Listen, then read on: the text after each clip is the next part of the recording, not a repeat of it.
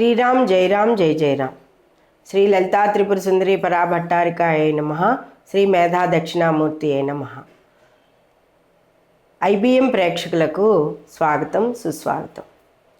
ముఖ్యంగా మనం ఒక్కొక్క భావానికి సంబంధించిన విషయాలన్నీ తెలుసుకుంటున్నాం కదా. మేషరాశి మొదలుగా మేషం, వృషభం మనం తెలుసుకున్నాం. మేషం స్వభావం అయితే, వృషభం ధనస్థానం, తృతీయమైనటువంటి మిథున రాశి బంధువులు, సకుటుంబ సపరివారము, అలాగే 4వ రాశి ధర్మార్థ కామ మోక్షాలకి చతుర్విధ ఫలపురుషార్థ సిద్ధిని కలిగించే స్థానము, అలాగే వాహనాలు, విద్య, తల్లిదండ్రులు, చదువు ఇవన్నీ కూడా ఇందులోకి వస్తాయి. 5వ రాశి సంతానం అయితే, అలా ఇంకా 6వ రాశి రోగ శత్రు రుణ స్థానము. చూడండి, భగవంతుడు మనకి ఎలా పెట్టాడో చూసావా? ఒక జాతకం చూడగానే ఈ రోగశత్రు రుణ స్థానాలకి ఈ కోర్టులకు ఖర్చు పెడతాడా, లేకపోతే అప్పులు చేసేస్తాడా, రోగాలు వచ్చి డబ్బు ఖర్చు అయిపోతుందా అన్నది కరెక్ట్గా ఎదుర్కొండా మీనరాశిని వ్యయస్థానాన్ని చూపిస్తూ ఉంటాడు. స్వభావాన్ని బట్టి 7వ స్థానంలో విజయాలను చూపిస్తూ ఉంటాడు. ధనస్థానాన్ని బట్టి 8వ స్థానం ఎంతవరకు తన ధనాన్ని తిని ఉంటాడు. 8వ స్థానం ఆయుర్దాయ స్థానాన్ని చూపిస్తూ ఉంటాడు. బంధువులతోటి సకుటుంబ సపరివారంగా హాయిగా ఆనందంగా మసులుకుంటూ సత్కర్మలు చేస్తూ ఉండడానికి ఎదురకుండా ఉండే నవాంశ అయినటువంటి నవస్థానమైనటువంటి భాగ్యస్థానాన్ని చూపిస్తూ ఉంటాడు.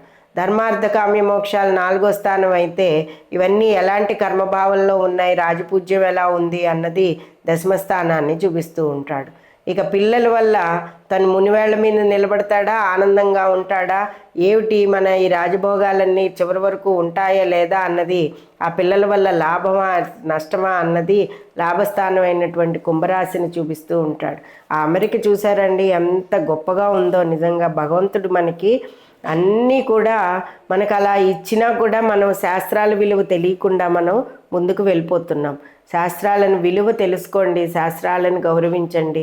శాస్త్రాల పట్ల, పండితుల పట్ల, వేద విద్య పట్ల, వీటన్నింటి పట్ల కూడా సౌశీల్యతతో ముందుకు వెళ్ళడం అనేది చాలా మంచిది. సరే, రోగశత్రు రుణస్థానం ఇది రాశ్యాధిపతి బుధుడు మనకి సూచిస్తూ ఉంటాడు. అయితే ఈ బుధుడికి ఇది మంచి స్థానము. అయితే ఇక్కడ ముఖ్యంగా ఎటువంటి రోగాలని మనకి వస్తూ ఉంటాయి, ఎటువంటి అప్పులు అవుతాయి, ఎటువంటి ఇవన్నీ కూడా మనకి ఇదవుతూ ఉంటుంది, ఏ రకమైన ఇబ్బందులతో మనం ముందుకు వెళ్తాం, మన దేహంలో ఏ స్థానానికి రోగం రావచ్చు అన్నది కూడా మనం ఈ స్థానాన్ని బట్టి తెలుసుకుంటూ ఉంటాము. ఈ రాశిలో పుట్టిన వారు ఎక్కువగాను జడ్జీలు, టీచర్లు, అడ్మినిస్ట్రేషన్లు, మంచి కుటుంబాన్ని చాలా బాగా నడుపుకుంటూ వచ్చేవారయ్యి ఉంటారు. స్త్రీలలో ఎక్కువ ఈ కన్యారాశి వారు సంబంధించినట్లయితే చక్కగా పొడవుగా అందంగా వీళ్ళు చూడడానికి కూడా చూడముచ్చటగా ఉంటారు. కొంతమంది చాలా పొట్టిగా ఉంటారు, కొంతమంది చాలా పొడవుగా ఉన్నవాళ్ళు కూడా ఉంటారు. వాళ్ళ శిరోజాలు అవి కూడా చాలా లేడీస్లో చాలా అందంగా ఉంటాయి.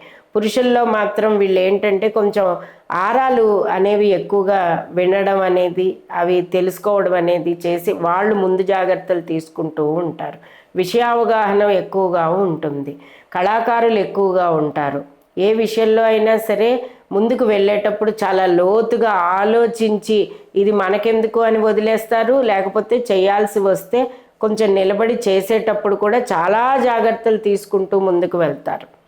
ఇదైతే ఎక్కువగా కనబడుతుంటుంది. ఈ రాశివారు రోగశత్రు రుణస్థానం కాబట్టి గణపతిని, సుబ్రహ్మణ్యేశ్వరిని ఒకే పరిధిలో అఖండంగా సేవించినట్లయితే, అలాగే విష్ణు సహస్రనామాన్ని 3 సార్లు రోజుకి పఠించినట్లయితే వీళ్ళకి అన్ని రంగాలలోనూ ముందంజలో ఉంటారు. అన్నింటా కూడా సౌఖ్యంగా ఉంటుంది. డెసిషన్ మేకింగ్లో కూడా తూగిసలాట్, డ్యూయల్ మైండ్ లేకుండా కరెక్ట్ డెసిషన్ తీసుకుని ముందుకు వెళ్తారు. వ్యాపారస్తులలో కూడా చాలా మంచి వ్యాపారస్తులు కూడా వీళ్ళల్లో ఉన్నారు. మిథున రాశి కన్నా కూడా కన్యారాశి వారు వ్యాపార స్థానంలో కూడా ముందంజలో ఉన్నవాళ్ళు కూడా స్త్రీ పురుషులలో ఉన్నవారు. చదువులలో కూడా ముందంజలో ఉంటారు.